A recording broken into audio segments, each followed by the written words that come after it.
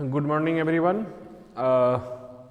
Mehta PG college के online platform पे आप सभी का स्वागत है। आज हम लोग ऑप्टिक्स का सेकेंड लेक्चर स्टार्ट कर रहे हैं। फर्स्ट लेक्चर में मैंने थर्ड यूनिट्स के बेसिक्स जो होते हैं मैक्सवेल इक्वेशंस उसके बारे में आप सभी को बताया था। आज मैं आप लोगों को मैक्सवेल इक्वेशन का जो अप्लाइड पार्ट है उसका डिस्कशन हम लोग कर रहे थे। जैसे एनर्जी डेंसिटी कल हम लोगों ने डिस्कस किया था। अब हम लोग डिस्कस करेंगे एनर्जी फ्लक्स क्या होता है। Energy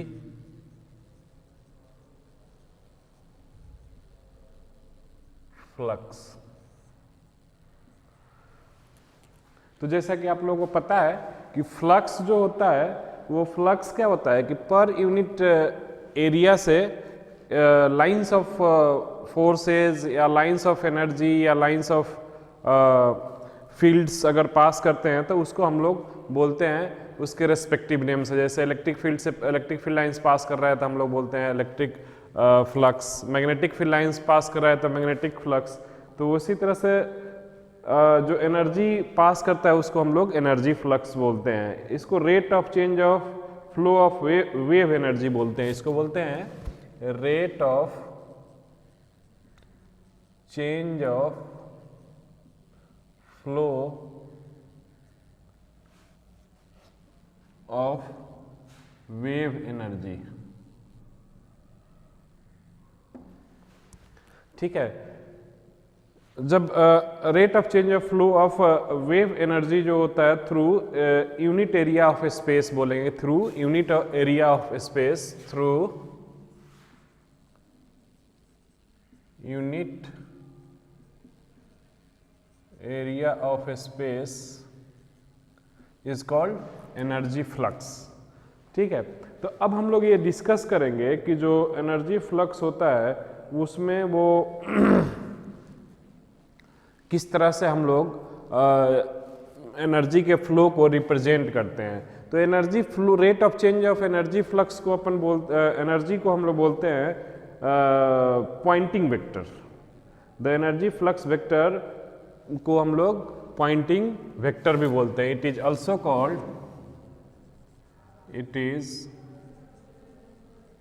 called Poynting vector.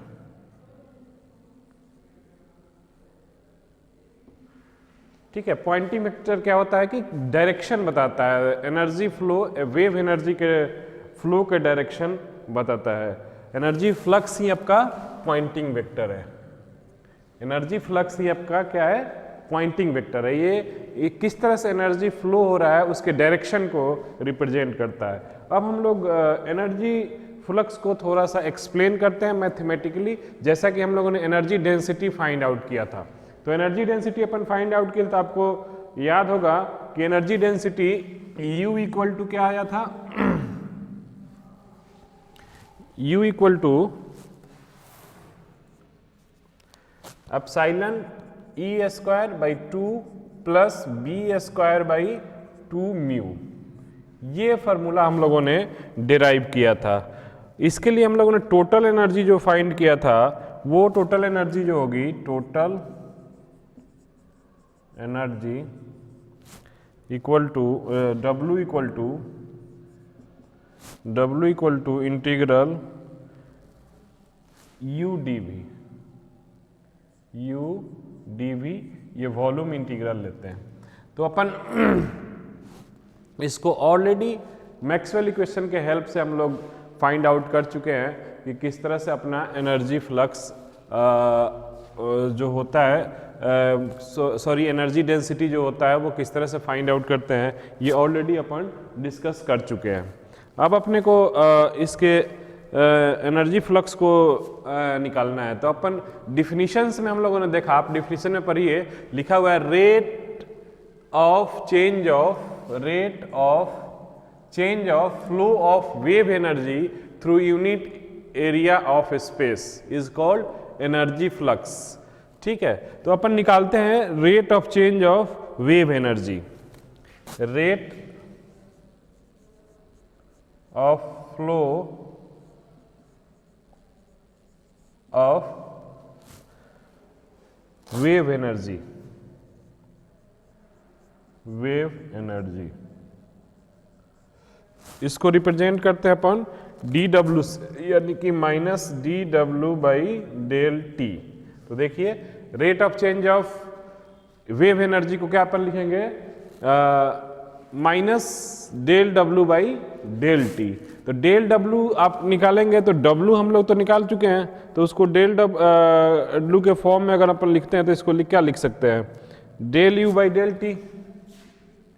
ये volume integral V del U by del T D V volume integral है। तो किसके रेस्पेक्ट में इंटीग्रल करेंगे अपन, वॉल्यूम एलिमेंट्स के रेस्पेक्ट में अपन इंटीग्रल निकालेंगे। तो D U by D T अपने को यू की जगह पे हम लोग पुट कर देते हैं, ये वाली वैल्यू जो इक्वेशन है ये इक्वेशन अपन पुट कर देते हैं। तो एक बार ये नोट डाउन कर लीजिए, फिर अपन क्या नाम है कि rate of flow of wave energy find करते हैं। उसके लिए हम लोग u के प्लेस पे अपन epsilon E square by 2 plus B square by 2 mu put कर देते हैं। इसको इक्वेशन नंबर भी देते हैं, ये फर्स्ट इक्वेशन, ये आपका second equation.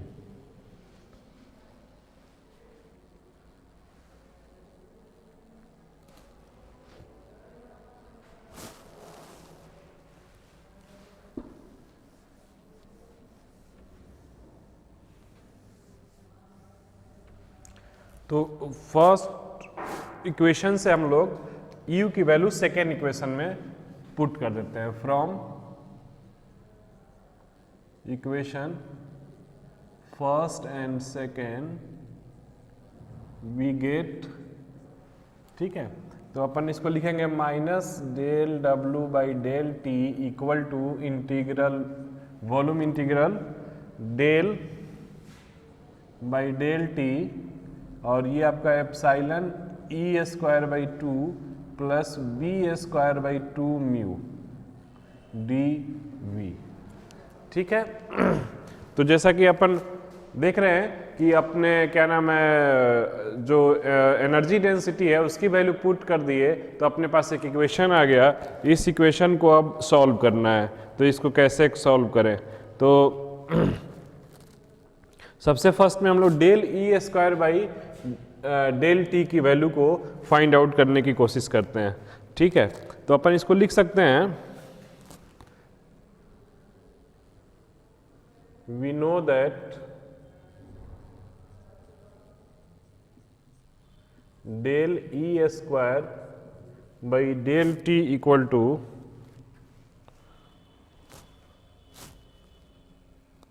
Del E by del E dot E. इसका अगर हम लोग डिफरेंशिएशन करते हैं तो ये क्या हो जाएगा,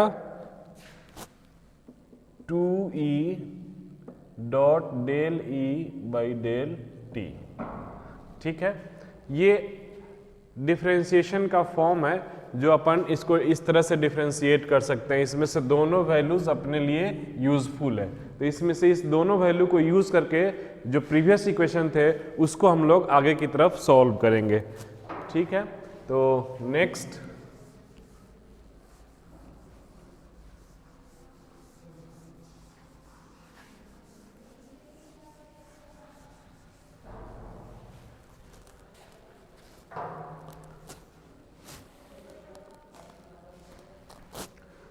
अपने से इक्वेशन है, इसी इक्वेशन को आगे अपन क्या करते हैं कि इस फॉर्मूले को यूज करके और इसको आगे की तरफ सॉल्व करते हैं।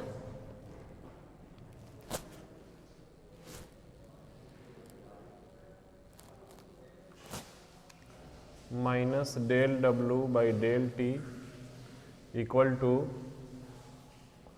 अब इसकी जगह पे हम लोग 2e dot del E by del T put करेंगे इन सब की वैल्यूज।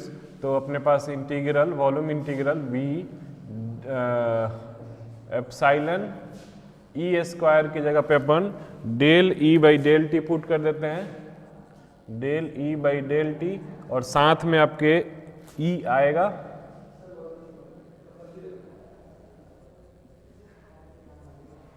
और 2 जो है आपका 2E dot del E by del T है, तो ये कैंसिल आउट हो जाएगा।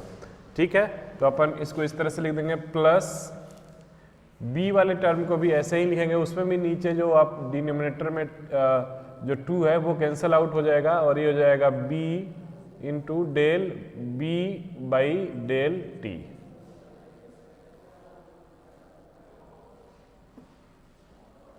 ठीक है, ये अपना फाइनल टर्म आया।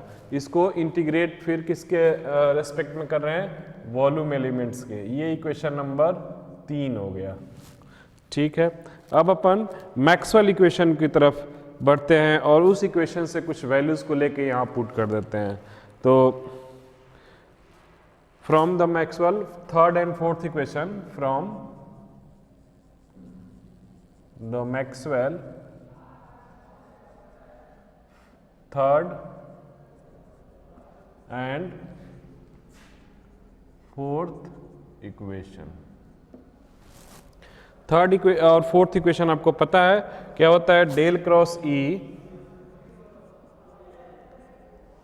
Equal to minus del B by del T and del cross B equal to mu epsilon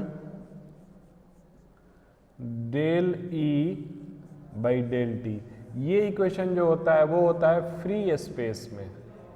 हमेशा याद रखना कि मैक्सवेल का थर्ड एंड फोर्थ इक्वेशन जब हम लोग फ्री स्पेस में लेते हैं तो ये होता है del cross E equal to minus del B by del T and del cross B equal to mu epsilon del E by del T.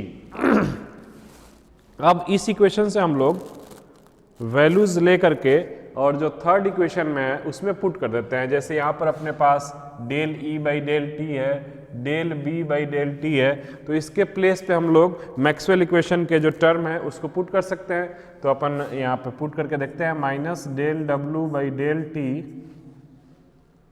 Equal to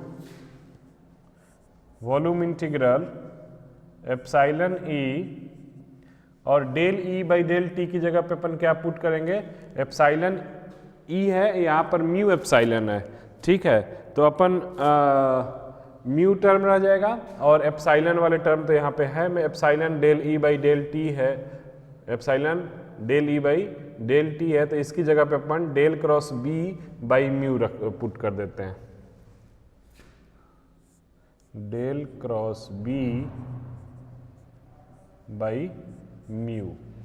ठीक है, प्लस अब यहाँ पर है B into del B by del T, तो यहाँ पर minus term आ जाएगा और ये B into minus del cross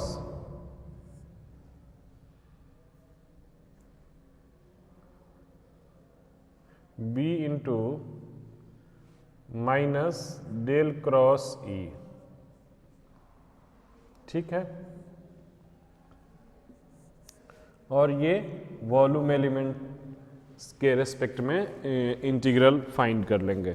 ठीक है, तो ये टर्म आया। अब इसको थोड़ा सा हम लोग सिंप्लीफाई करते हैं वेक्टर आइडेंटिटी यूज करके।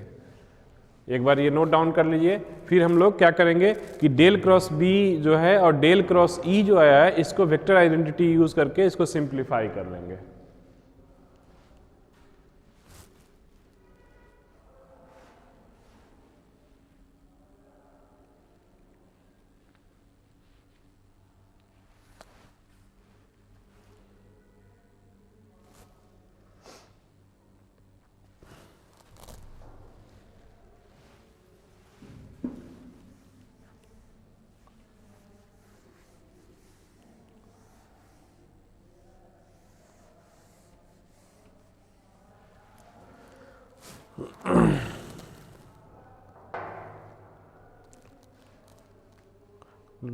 From vector identity, from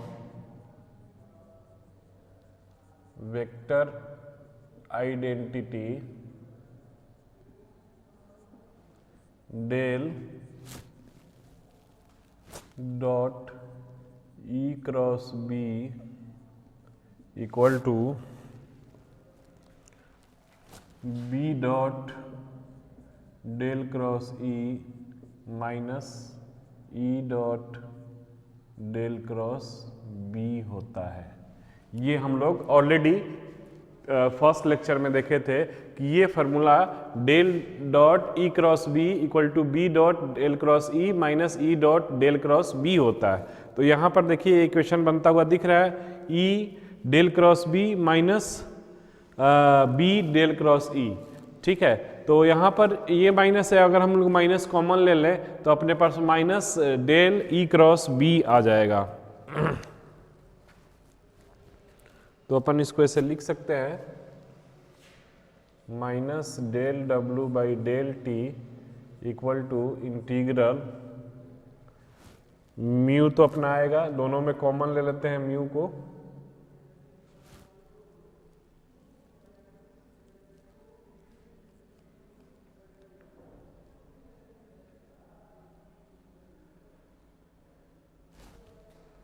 यहाँ पे भी म्यू है तो अपन 1 बाई म्यू बाहर ले लेते हैं, यहाँ पे हो जाएगा del cross del dot E cross B और ये D V.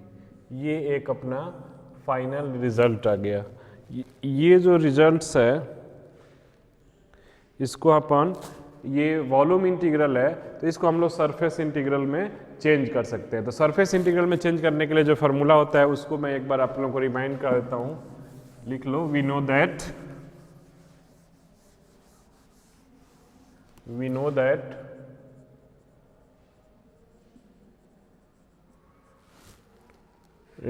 Volume integral del dot A D V equal to surface integral A dot D S होता है। ठीक है, तो अपन इसी को यूज कर देते हैं। तो अपने पास हो जाएगा minus del W by del T equal to integral S E cross B D S. तो ये सिंप्लीफाइड फॉर्म हो गया आपका, बिल्कुल ही यहाँ पर आपको ये चीज़ यूज़ करने की जरूरत नहीं पड़ेगी, ये डायरेक्ट सिंप्लीफाइड फॉर्म आपका हो गया। तो ये अब इस तरह से हम लोगों ने क्या निकाल लिया, rate of flow of energy. ये क्या हो गया आपका, विच इज नॉन एज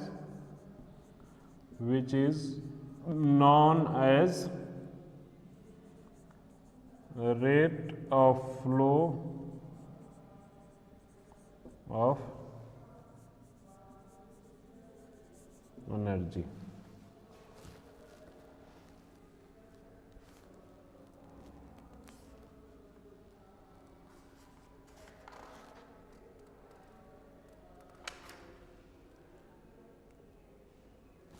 तो अगर अपन ये बोले कि ये परपेंडिकुलर एरिया का अगर flow rate of flow of energy flow perpendicular to unit area हो रहा हो, तो उस केस में जो अपना वैल्यूज आएगा वो वैल्यू होता है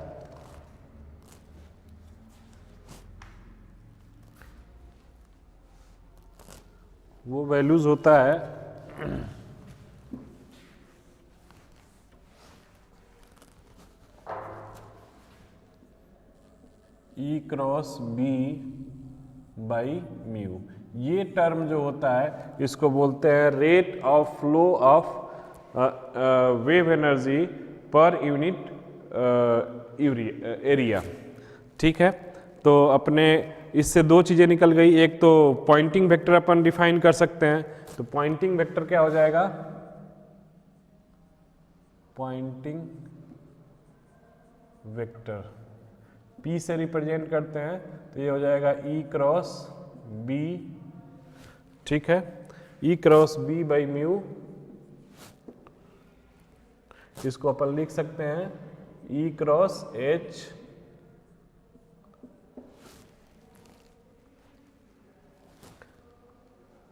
E क्रॉस H इसलिए हो गया कि एक रिलेशन होता है B और E के बीच में, जिसमें हम लोग ये बोलते हैं कि H जो होता है here H equal to B by mu.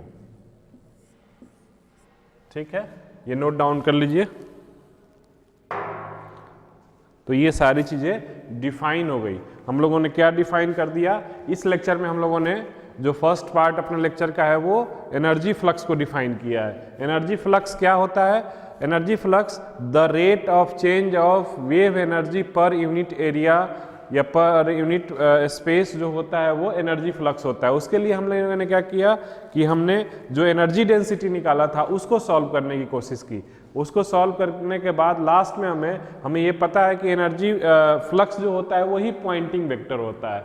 ठीक है, ये डायरेक्शन को, एनर्जी के फ्लो के डायरेक्शन को बताता है। तो हम लोगों ने मैक्सवेल इक्वेशन को यूज करके एनर्जी के फ्लो के डायरेक्शन को फाइंड कर लिया, यानी एनर्जी फ्लक्स फाइंड कर लिया, पॉइंटिंग वेक्टर फाइंड कर लिया। अब नेक्स्ट जो हमें फाइंड करना है वो है इंटेंसिटी ऑफ लाइट। अगर फाइंड करना हो तो कैसे फाइंड करेंगे अपन?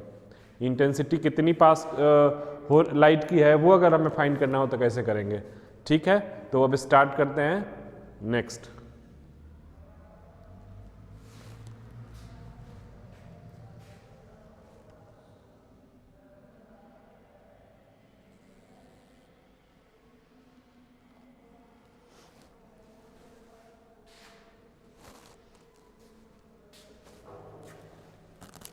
Intensity of light.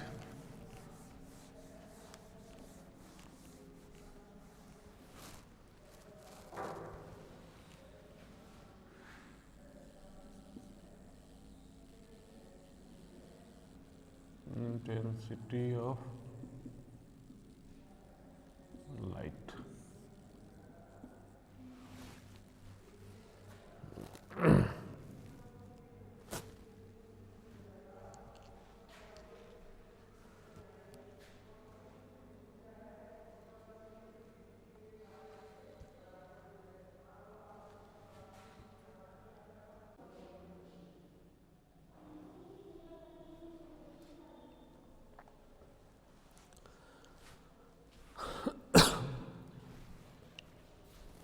हाँ जी, तो इंटेंसिटी ऑफ लाइट की बात कर रहे हैं अपन।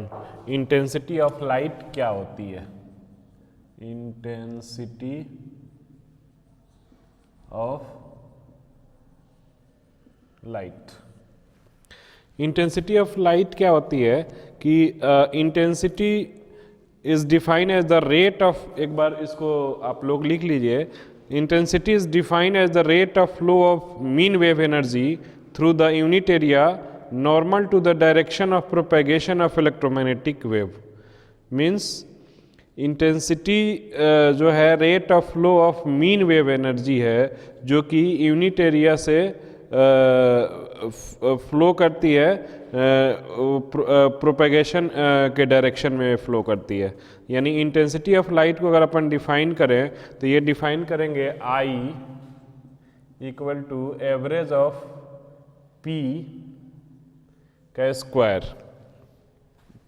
Sorry square not, average of P। अब आपके पास P क्या होता है? ये होता है I equal to average of epsilon V E square N। ठीक है, इसको अपन ऐसे लिख सकते हैं I equal to epsilon V E square N। ठीक है, ये E क्या है? ये इलेक्ट्रिक फील्ड है, यानी वैल्यू ऑफ E जो होगा वो इक्वल होगा E not the mean value of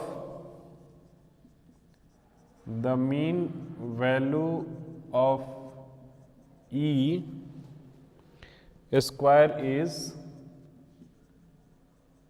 equal to E not by 2, ये वैल्यू होती है। यानी ये वैल्यू अपन पुट कर देंगे यहाँ पर, तो ये क्या हो जाएगा? I equal to epsilon V E not by 2N। तो ये अपना क्या हो जाएगा? इंटेंसिटी होगा। इंटेंसिटी का जो यूनिट होता है वाट मीटर स्क्वायर होता है, ये होता है यूनिट इसका वाट मीटर स्क्वायर। ठीक है, नेक्स्ट अपन डिफाइन करते हैं मोमेंटम डेंसिटी। अब इसी फार्मूले से हम लोग मोमेंटम डेंसिटी डिफाइन करते हैं। इसको एक बार लिख लीजिए।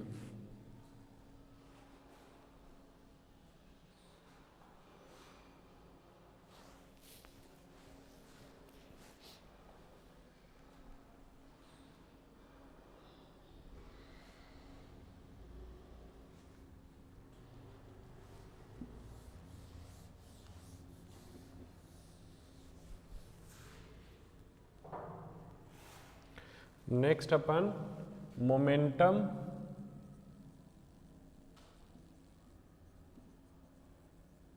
डेंसिटी निकालते हैं कि मोमेंटम डेंसिटी क्या होती है। तो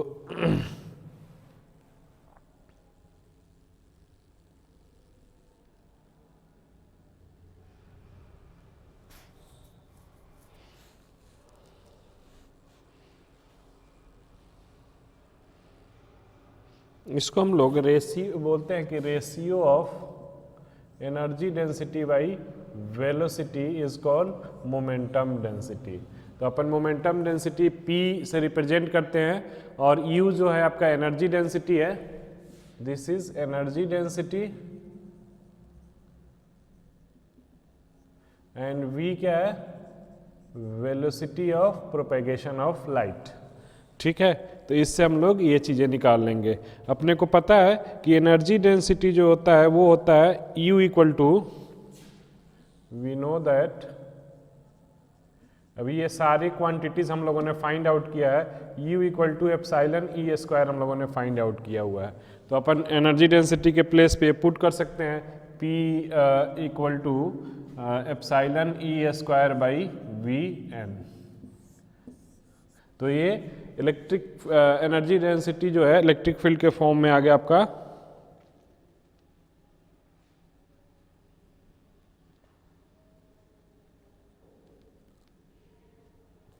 अब अपने जो इक्वेशंस अभी अब इंटेंसिटी ऑफ लाइट के लिए हम लोग फाइंड आउट किए थे, तो वहाँ से अगर इक्वेशन अगर अपन ये करते हैं तो P जो आपका होगा ये अपन लिख सकते हैं P equal to P by V square.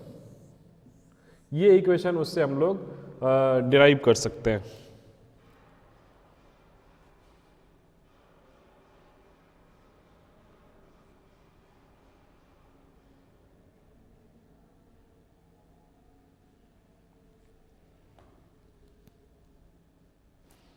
तो ये क्या है, ये P है पॉइंटिंग वेक्टर वाला, ये क्या है, पॉइंटिंग वेक्टर, ये मोमेंटम डेंसिटी है। यानी कि अपन यहाँ पे पुट कर सकते हैं P equal to E cross B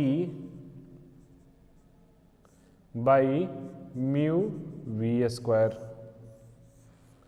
ठीक है, तो यानी हम लोगों ने अगर एनर्जी डेंसिटी निकाल लिया तो एनर्जी डेंसिटी से हम लोगों ने एनर्जी फ्लक्स निकाल लिया, एनर्जी फ्लक्स निकाल लिया तो इंटेंसिटी ऑफ लाइट निकाल लिया, इंटेंसिटी ऑफ लाइट निकाल लिया तो जो लाइट मूव कर रहा है V वेलोसिटी से, तो उसके लिए हम लोगों ने मोमेंटम निकाल लिया जिसको हम लोग मोमेंटम डेंसिटी बोलेंगे। ठीक है, अब ये तो एक टॉपिक अपना कवर हुआ जिसमें हम लोगों ने इलेक्ट्रोमैग्नेटिक वेव जो होता है उसके बिहेवियर की स्टडी किया। अब हम लोग पढ़ेंगे पोलराइजेशन ऑफ इलेक्ट्रोमैग्नेटिक वेव। तो लाइट क्या है, एक इलेक्ट्रोमैग्नेटिक वेव है, तो इसको ऐसे भी बोल सकते हैं अपन polarisation of polarisation of lights या पोलराइजेशन ऑफ इलेक्ट्रोमैग्नेटिक वेव। तो हम लोग इलेक्ट्रोमैग्नेटिक वेव के बिहेवियर की स्टडी कर रहे हैं। तो अब अपना नया जो टॉपिक स्टार्ट होगा वो होगा polarisation of electromagnetic waves.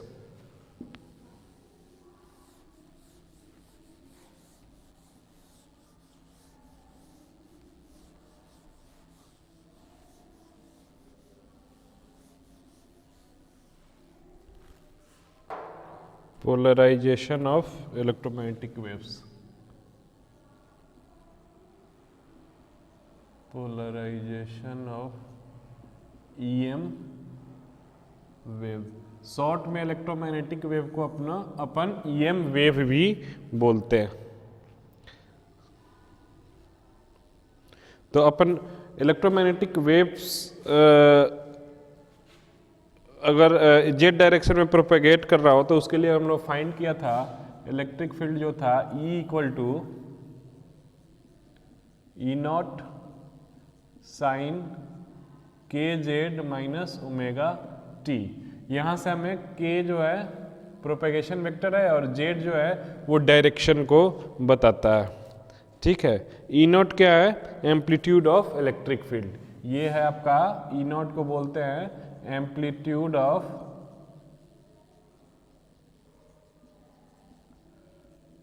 Electric field.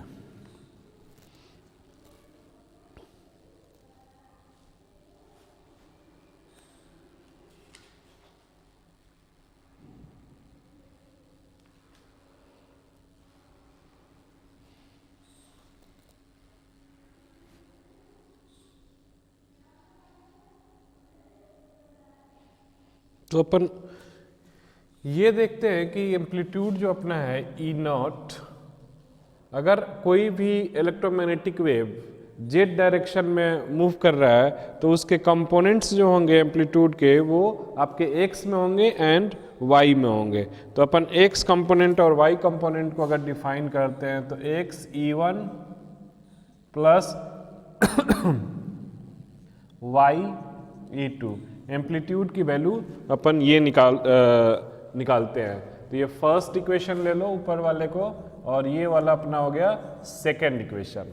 ठीक है, नेक्स्ट जो अपने को सोचना है ये सोचना है कि अगर ये एक्स एंड वाई में प्रोपेगेट कर रहा है, एक्स एंड वाई में से कंपोनेंट्स है तो यानी इसके जो आप मैग्नीट्यूड एंड फेज फैक्टर अगर अपन निकालते हैं तो इसका ये होगा E one equal to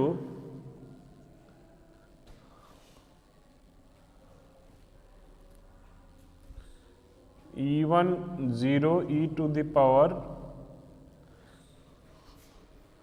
I alpha 1 E2 equal to E2 0 e to the power I alpha 2। ठीक है, ये दो कंपोनेंट्स आएंगे आपके, इसको ले लो थर्ड, इसको ले लो फोर्थ। ठीक है, इन कंपोनेंट्स को अगर हम लोग ये करें यूज़ करें और ट्रांसवर्स इलेक्ट्रोमैग्नेटिक वेव ले, equation of transverse electromagnetic wave, तो वो होता है आपका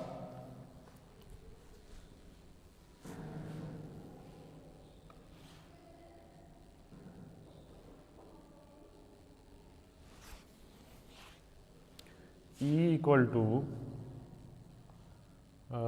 x E one zero E to the power I alpha one plus Y E two zero E to the power I alpha two exponential आई के Z minus omega T, K Z minus omega T.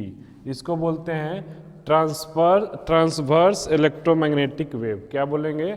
जब electromagnetic wave अपना transverse होगा इसको बोलेंगे for transverse EM wave. ठीक है,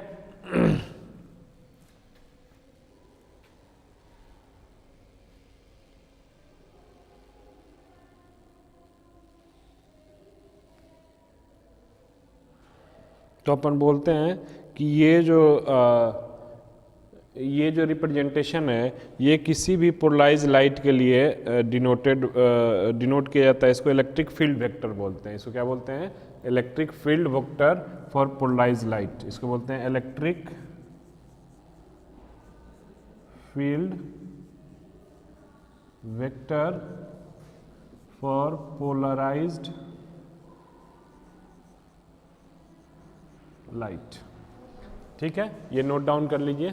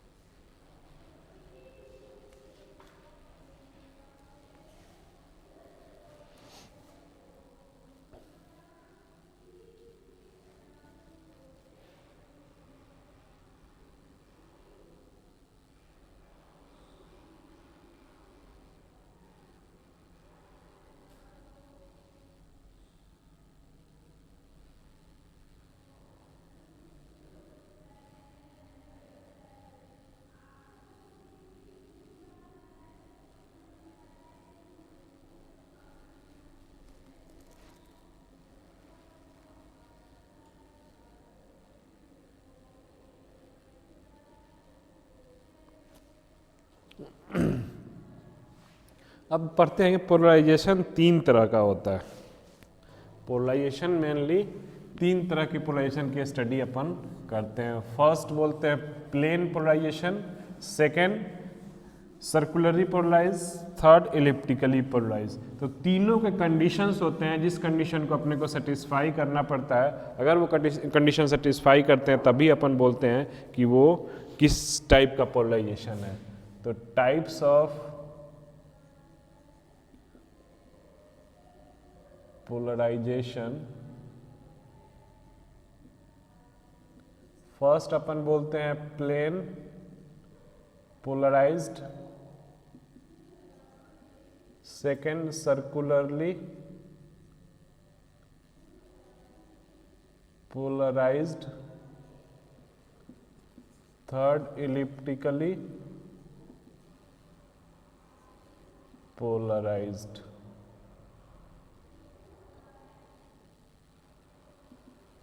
polarisation या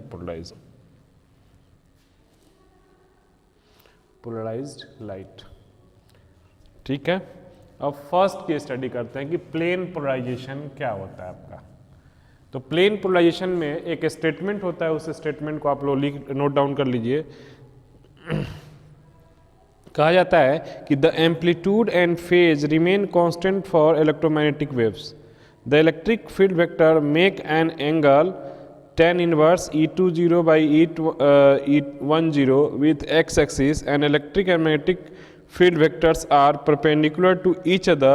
The plane containing the direction of propagation and electric field vector of the wave. Such a electromagnetic wave is called the plane polarized wave. ठीक है, तो अपने पास मान लो कि एक इक्वेशन अपन लेते हैं और उस इक्वेशन में अपन बोलते हैं कि जो अल्फ़ा 1 और अल्फ़ा 2 है उसकी वैल्यू जो मैक्सिमम है, तो e to the power I alpha 1 की वैल्यू आपकी 1 हो जाएगी। तो अपने पास जो इक्वेशन बनेगा e equal to X E10 plus y E20 exponential i kz minus omega T. इसमें अपन ये चीज़ देख kz minus omega T plus alpha 1 plus alpha 1। ठीक है, इसमें अपन ये देख रहे हैं कि जो ये इक्वेशन है, इस इक्वेशन से ये एक एंगल जो tan इनवर्स बना रहा है वो tan inverse E20 by E10 है। ठीक है, तो अपन अगर इसको प्लेन पोलराइज को शो करना हो तो अपन ऐसे करेंगे। ये इलेक्ट्रिक फील्ड है,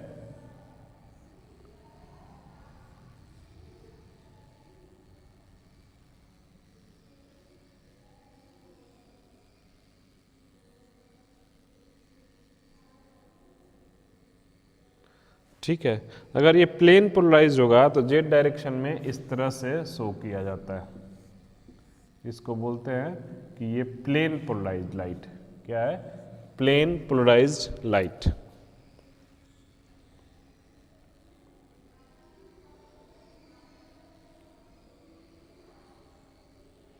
तो ये हो गया आपका हॉरिजॉन्टली प्लेन पोलराइज्ड। वर्टिकली ये इसको बोलेंगे वर्टिकली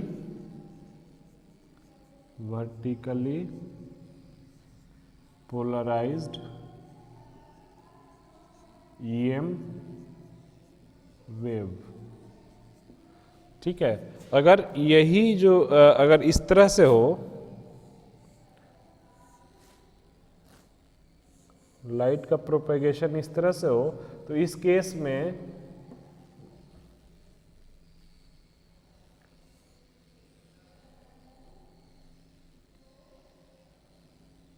इसको बोलेंगे हॉरिजॉन्टली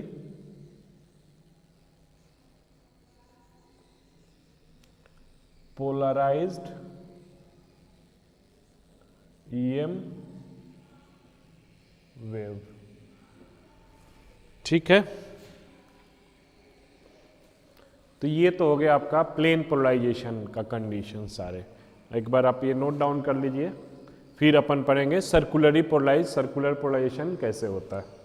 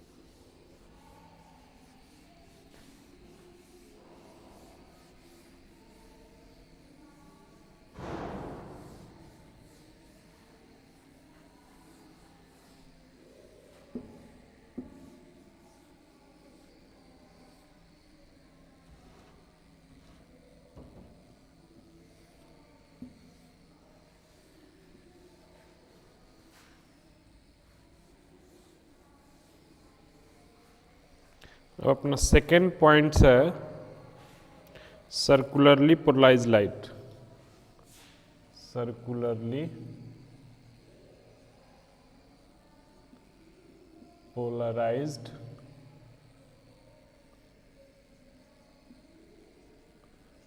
लाइट। ठीक है, तो सर्कुलरली पोलराइज लाइट के लिए कंडीशन जो होगा ये अपने एक बार नोट डाउन कर लीजिए। कह रहा है कि if amplitude of electric field, if amplitude of electric field is E naught of a real value of two components are equal but in phase difference is plus minus pi by 2.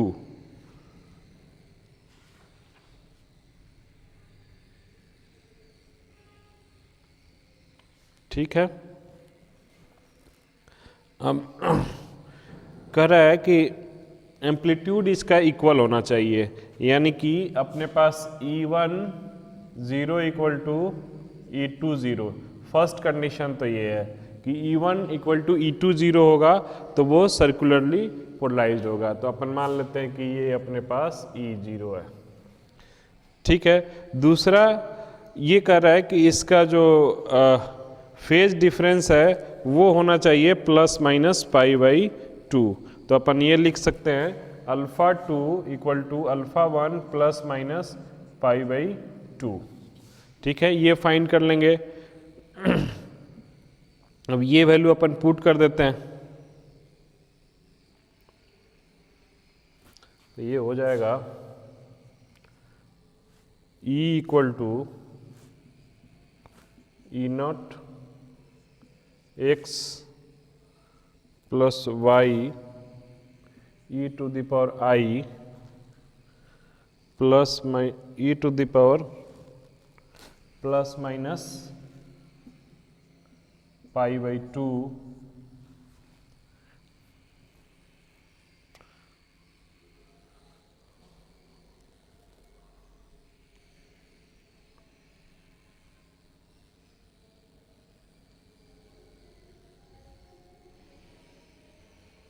Equal to ये के Z minus omega T plus alpha 1।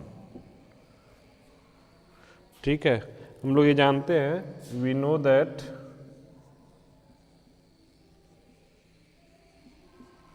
कि exponential plus minus pi by 2 की value जो होती है वो आई होती है। ठीक है,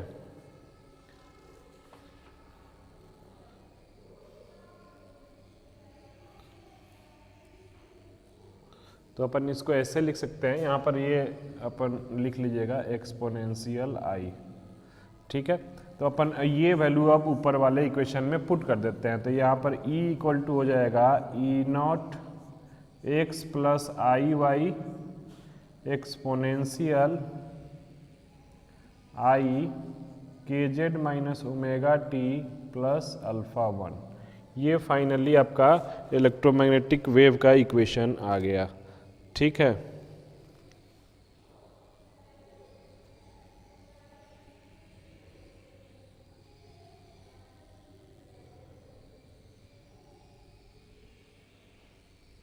तो ये जो इलेक्ट्रोमैग्नेटिक वेव आया आपका, इसको बोलते हैं अपन, this is the electromagnetic wave for circularly polarised light. इसको बोलते हैं, this is the EM wave for circularly polarized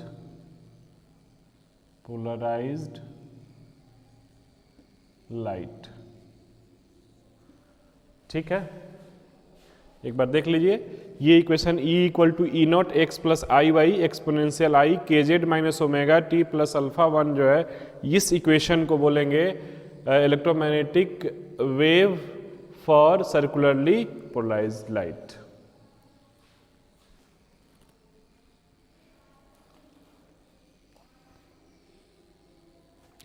अब सर्कुलरली पोलराइज्ड लाइट भी दो तरह का होता है।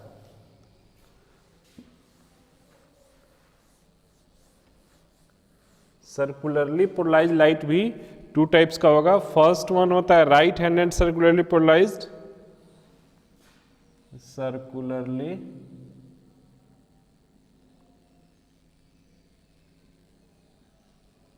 पोलराइज्ड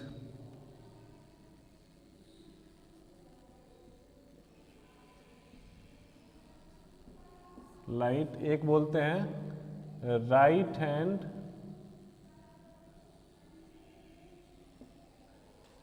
सर्कुलरली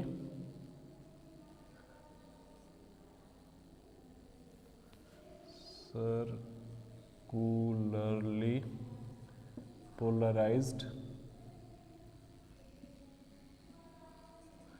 इसको बोलते हैं left hand circularly polarised light.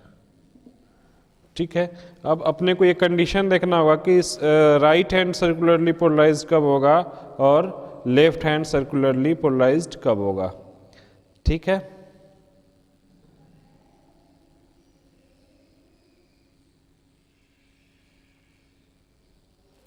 तो अगर वेव जो है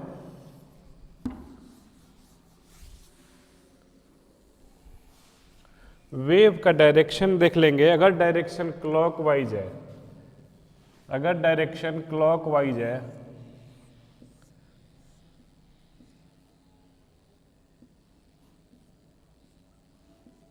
तो इसको बोलते हैं राइट हैंड सर्कुलरली पोलराइज्ड। अगर डायरेक्शन एंटी क्लॉकवाइज है,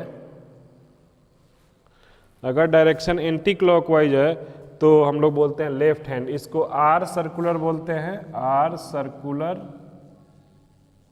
इसको एल सर्कुलर बोलते हैं। ठीक है, इस तरह से हम लोग सर्कुलरली पोलराइज्ड लाइट की स्टडी करते हैं। तो हम लोगों ने इलेक्ट्रोमैग्नेटिक वेव्स उसके लिए निकाल लिया, उसके लिए कंडीशन निकाल लिया, और वो दो तरह से होता है, एक राइट हैंड सर्कुलरली पोलराइजेशन होता है, एक लेफ्ट हैंड सर्कुलरली, उसका रिप्रेजेंटेशन भी हम लोगों ने देख लिया। अब नेक्स्ट हम लोग इलिप्टिकली पोलराइज्ड लाइट की स्टडी करते हैं कि इलिप्टिकली पोलराइज्ड लाइट के लिए क्या कंडीशन होता है।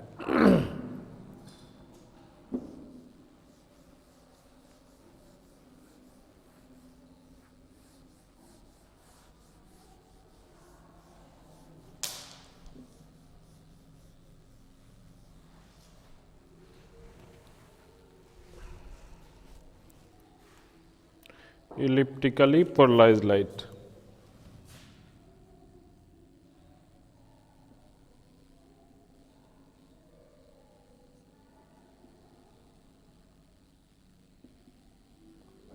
polarized light। तो इसका कंडीशन होता है, कंडीशन इसका नोट डाउन कर लीजिए कि जो इलिप्टिकली पोलराइज्ड लाइट होता है उसके लिए कंडीशन हमें क्या फॉलो करना चाहिए।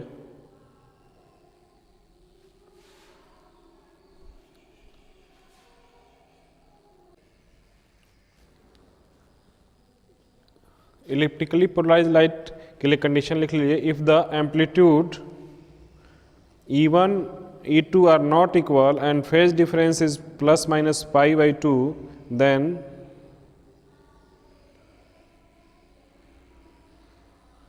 then magnitude is not equal। मतलब फर्स्ट कंडीशन ये होना चाहिए आपके पास E1 0 not equal to E2 0, first point ये होना चाहिए। सेकेंड पॉइंट ये होना चाहिए आपका alpha 2 equal to alpha 1 plus minus pi by 2 होना चाहिए।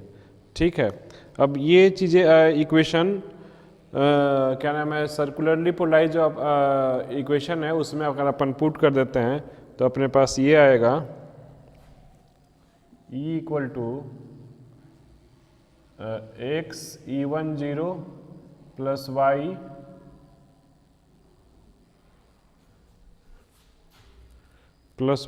E2 0 e to the power plus minus pi by 2 exponential आई के Z minus omega T plus alpha 1। ठीक है, तो जैसा कि हम लोग ये जानते हैं कि ये जो टर्म होता है e plus minus pi by 2, इसकी वैल्यू होती है i, तो अपन इस इक्वेशन को लिख सकते हैं e equal to X E1 0 plus I Y E2 0 exponential आई के Z minus omega T plus alpha 1। ठीक है, तो इस टर्म को अपन इस तरह से, और इसमें इक्वेशन में एक और चीज़ होना चाहिए कि जैसे अपन x कंपोनेंट और y कंपोनेंट जो एम्पलीट्यूड है वो ये होना चाहिए Ex equal to E1 0 cos K Z minus omega T plus alpha 1, Ey equal to E2 0 sine K Z minus omega T plus alpha 1, और ये जो टर्म होना चाहिए ई स्क्वायर बाई E1 0 प्लस ई स्क्वायर बाई E2 0 का square equal to 1। ठीक है, ये सारे कंडीशन अगर सेटिस्फाई होता है तो फिर अपन बोलते हैं कि अपना जो लाइट है या इलेक्ट्रोमैग्नेटिक वेव जो है वो इलिप्टिकली पोलराइज लाइट है। ठीक है, तो अपने पोलराइजेशन में जो 3 टाइप्स का पोलराइजेशन होता है, फर्स्ट हम लोगों ने प्लेन पोलराइज पढ़ा, सेकेंड हम लोगों ने सर्कुलर पोलराइज पढ़ा, थर्ड हम लोगों ने इलिप्टिकली पोलराइज लाइट पढ़ा। तीनों को हम लोगों ने बीएससी लेवल के अकॉर्डिंग हम लोगों ने इसको स्टडी कर लिया। अब नेक्स्ट टॉपिक स्टार्ट करते हैं।